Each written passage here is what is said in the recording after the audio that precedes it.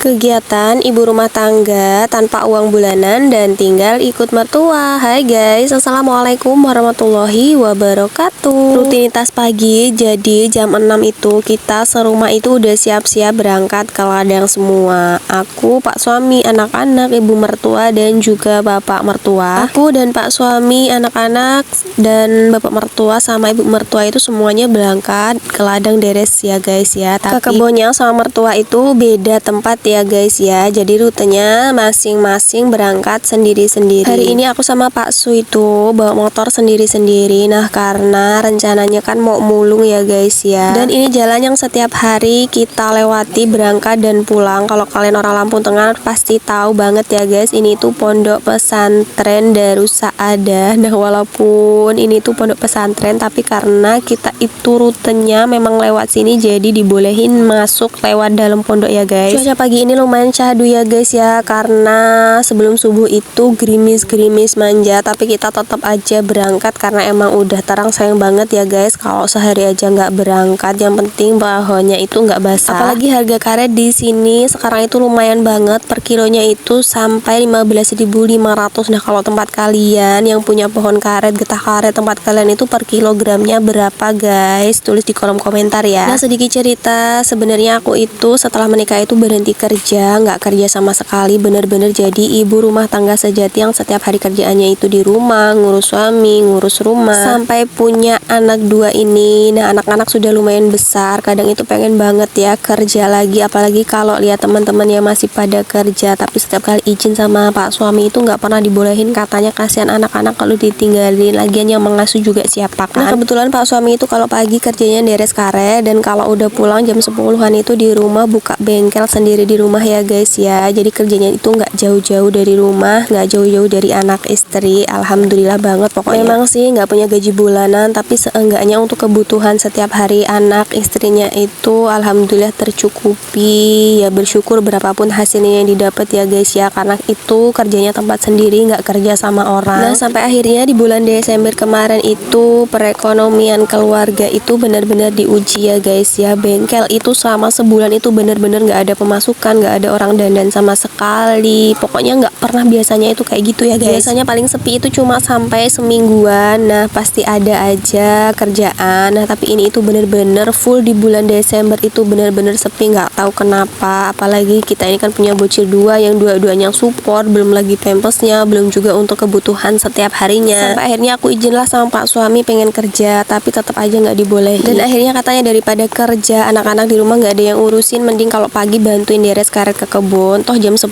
juga udah pulang, udah di rumah lagi, anak-anak juga bisa tetap keurus. Walaupun sebenarnya anak petani sama sekali aku tuh nggak bisa yang namanya deres karet ya guys, tapi bismillah demi bantuin pak suami akhirnya belajarlah deres karet guys. Masa sih kerjaan yang kelihatan nggak bisa dikerjain. Jadi setiap hari sekarang kegiatanku kalau pagi itu bantuin pak suami deres karet, dan kalau udah jam 10 itu pulang ke rumah, udah nggak perlu lagi kerja keluar, anak-anak tetap terurus, suami rumah juga keurus. Dan alhamdulillah sekarang pelan-pelan bengkel sudah mulai lagi ada pemasukan ya guys ya, nggak seperti bulan Desember kemarin.